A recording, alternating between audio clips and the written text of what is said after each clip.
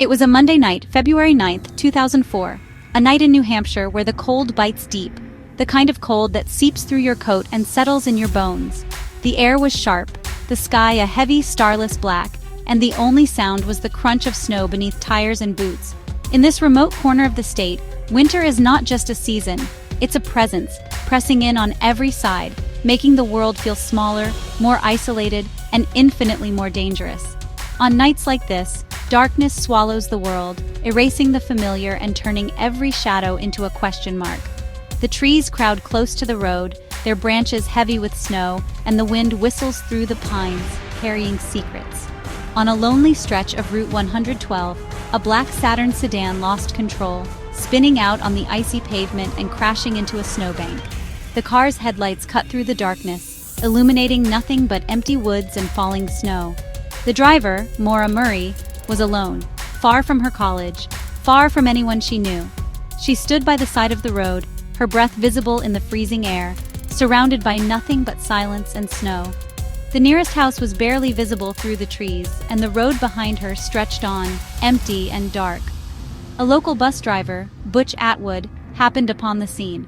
He saw the crashed car and the solitary figure beside it, and he stopped to help, his headlights briefly illuminating Maura's anxious face. He offered to call the police, but Maura insisted she'd already called for a tow truck. Though there was no cell service in this remote stretch, her voice was calm, but her eyes darted nervously, as if she was waiting for something or someone to appear out of the darkness. She refused his offer of a ride, insisting she was fine.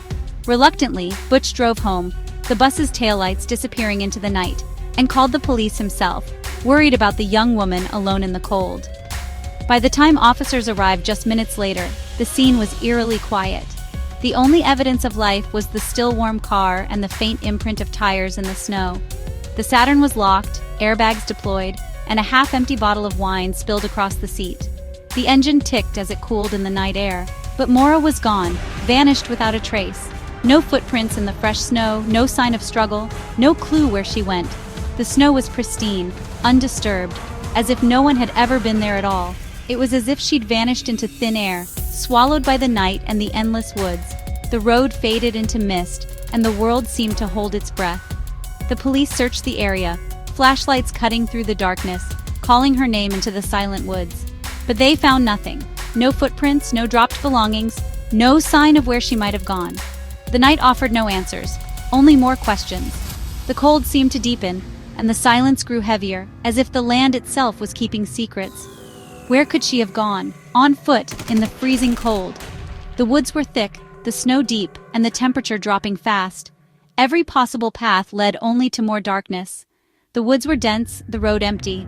There were no houses nearby, no lights in the distance, just miles of forest and snow. One moment she was there, a figure in the headlights, a real person with a name and a story. The next, she was a ghost, a mystery that would haunt this stretch of road for years to come. Maura Murray had stepped out of her car and into the center of an enduring American mystery, a story that begins on a cold, empty road and leads only into darkness. Who was Maura Murray? She was 21, a nursing student at UMass Amherst, a track star, a Dean's List student once at West Point. She seemed destined for success. But beneath the surface, her life was complicated. Months before, she was arrested for using a stolen credit card. 2 days before she vanished, she crashed her father's new car. Friends described her as driven but intensely private, someone who kept her struggles hidden.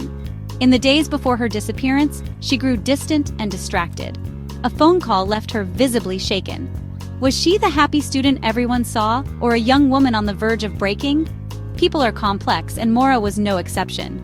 She was a daughter, a sister, a student, and a person with secrets that may hold the key to her disappearance. The day Maura disappeared began with a carefully constructed lie. She emailed her professors explaining she had to leave because of a sudden family death. But there was no tragedy, no emergency. It was a story she invented, a secret only she knew. The campus was quiet that morning, and no one suspected that Maura was planning something far more significant than a simple absence from class. In her dorm room, Maura packed a bag with a strange mix of items: clothes for cold weather, a few textbooks, and bottles of alcohol. She moved with purpose, withdrawing nearly all the money from her bank account at a nearby ATM. Each action seemed deliberate, as if she was following a plan only she understood. Her movements were methodical, not rushed or panicked. She folded her clothes neatly, organized her belongings, and double-checked her bag. There was a sense of calm determination, as if she had rehearsed this moment in her mind many times before. On her computer, she searched for directions to Burlington, Vermont, and even called about renting a condo in New Hampshire. But she never finalized any plans. No reservation was made, no commitment given. It was as if she wanted to leave options open, keeping her true intentions hidden. Her chosen destination was the White Mountains, a place filled with childhood memories and family trips. The snow-covered peaks and winding roads might have offered her comfort, or perhaps a sense of escape from the pressures she faced. Was Maura seeking refuge in the familiar, or was she running from something she couldn't face? The reasons for her journey remain as elusive as the woman herself. Before leaving, she made sure her dorm room was tidy. Some belongings were packed away, as if she was moving out for good, while others were left behind. There was no note, no message for friends or family, just silence and unanswered questions. Without a word, Maura closed the door behind her and walked away from the life she had built. She drove off campus, leaving behind her studies, her friends, and a future that once seemed so promising.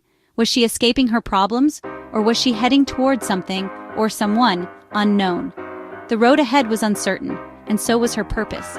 The true purpose of her journey remains a mystery, shrouded in speculation and unanswered questions. As night fell, Maura vanished into the cold, her intentions as unclear as her fate. The world she left behind could only wonder what drove her into the darkness. The questions began the moment she left, and they have never truly stopped. When police arrived at the crash site, the scene was baffling.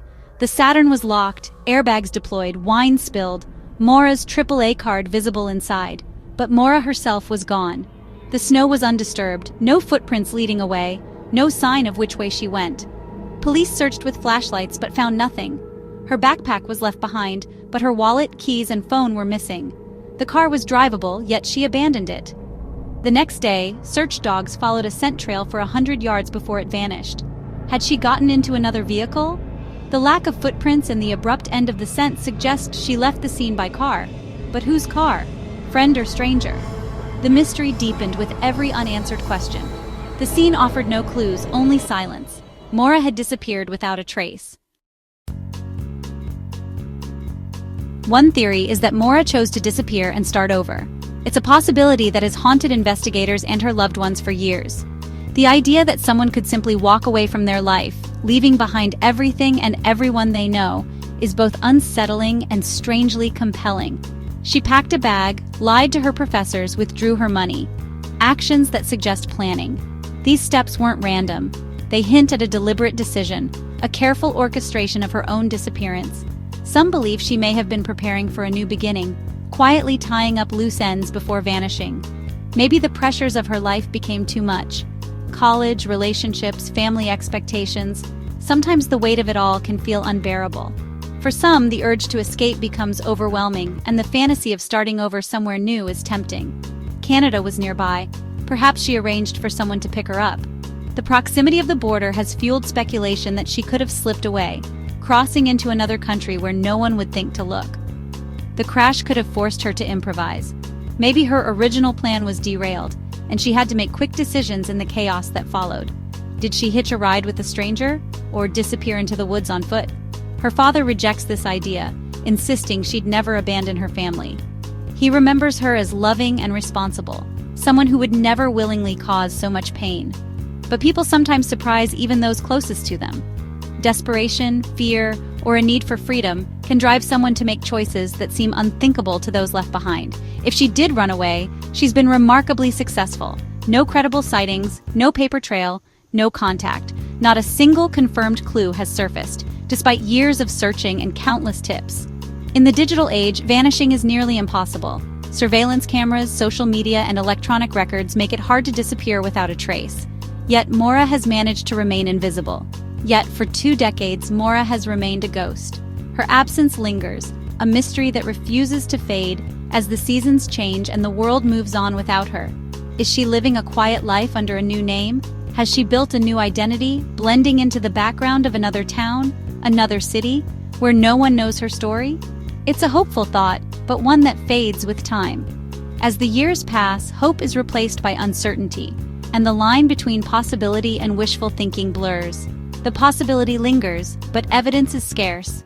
The truth remains elusive, hidden in the shadows of what might have been, and the world is left to wonder if Maura ever truly found her new life. If Maura didn't run away, a darker theory emerges: foul play. In the brief window between Butch Atwood leaving and police arriving, someone else could have stopped. A predator, seeing a vulnerable young woman alone. She might have accepted a ride or been forced. Either way, she was driven away, leaving no trace. Police have investigated suspects, searched properties, but found nothing. No evidence links anyone to her disappearance. The theory fits the facts but lacks proof. The idea that a killer could be among the community is chilling. Online speculation has hurt innocent people. The shadow of foul play hangs over the case, offering only grief and unanswered questions. Justice remains out of reach.